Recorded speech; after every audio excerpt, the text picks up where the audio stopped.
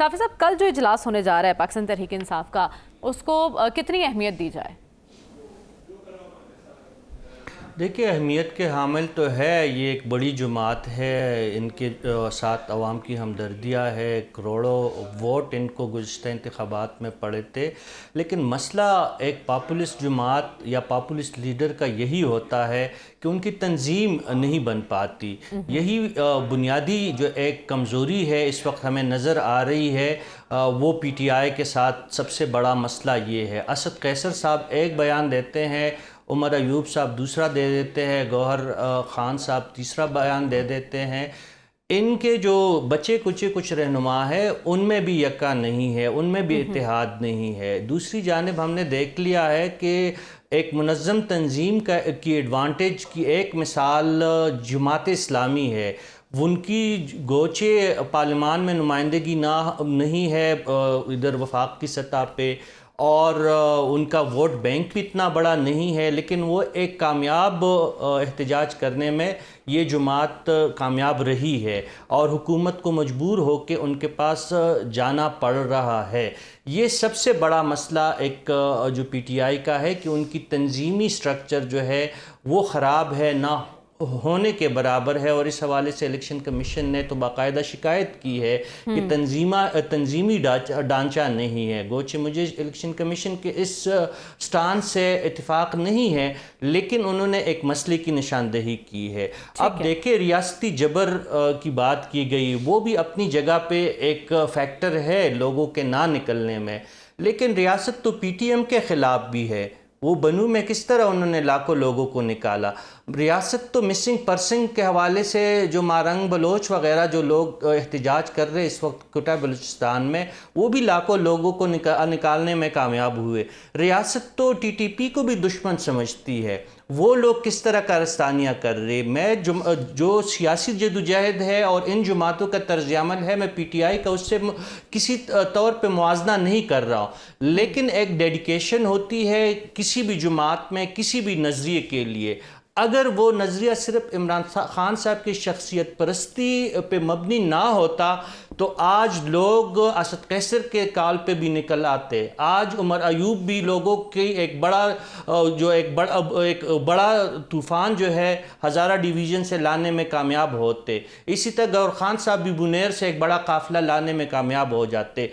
बजा तौर पर ये एक अच्छा तर्ज अमल है जो PTI ने इख्तियार किया है कि अगर वो 9 मई जैसे वाक़यात ना करे और 5 अगस्त को अपना आईनी और जमहूरी हक़ इस्तेमाल करते हुए इमरान खान की रिहाई और अपनी सियासी हुकूक के लिए अगर वो निकलने में कामयाब होते तो अच्छी बात है। लेकिन इसके लिए हौसला चाहिए, इसके लिए तंजीम चाहिए, इसके लिए अपने वर्कर्स को ये मानना है कि मौजूदा क़यादत की कॉल पर आवाम बाहर निकलने को तैयार नज़र नहीं आ रहे। हमें प्रोग्राम में आगे बढ़ना और बात करनी है। जमाते इस्लामी के धरने को आज तीसरा रोज़ हो चुका है और मुज़ाकरात का आगाज़ भी हुआ हुकूमत के साथ, लेकिन हुकूमत अभी तक कामयाब नहीं हुई ये धरना ख़त्म करवाने में। साफ़ी साहब, आप तो इस्लामाबाद में बैठे हैं और इर्द गिर्द की खबर भी काफ़ी होती है आपको, क्या चल रहा है? हुकूमत हराम करने की कोशिश कर रही है जमात इस्लामी को? कुछ लचक दिखा रही है जमात इस्लामी? देखिए, हुकूमत के हाथ में कुछ ज़्यादा नहीं है देने के लिए जमात इस्लामी को, और जमात इस्लामी ने एक अच्छा शो किया है जिसके लिए वो जो है काबिल तहसीन अमल है। ये घुटन की सियासी फ़िज़ा में एक अच्छा झोंका है जो उन्होंने बर्पा किया है यहाँ पे, जो पिंडी में 3 दिन से एहतजाज कर रही है जमात इस्लामी। लेकिन एक बात तो जो दूसरी तरफ आपने इस्लामाबाद की बात की, तो इस्लामाबाद में ये बातें भी है कि जमात इस्लामी को रियासत ने जो रियायत दी है वो PTI को क्यों नहीं हासिल हो सकी।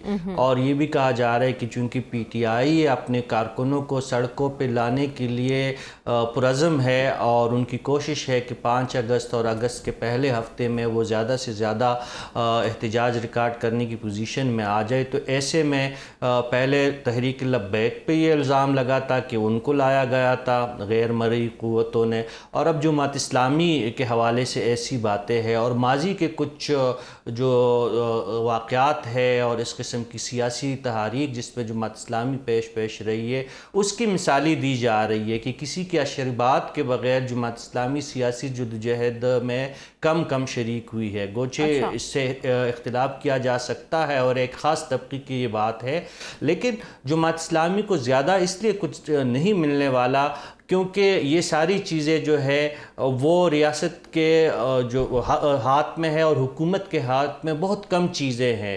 اب چین سے ہو کے آئے ہیں پاکستان کے فینانس منسٹر اور ان کا یہی ہے کہ چین کے سامنے آہو بکا اور آہو زاری کی گئی ہے، لیکن چین نے کوئی امیجیٹ ان کو پاکستان کو بڑا ریلیف تاحال نہیں دیا ہے، اور دوسری جانب IMF کی شرائط ہمارے سامنے ہے۔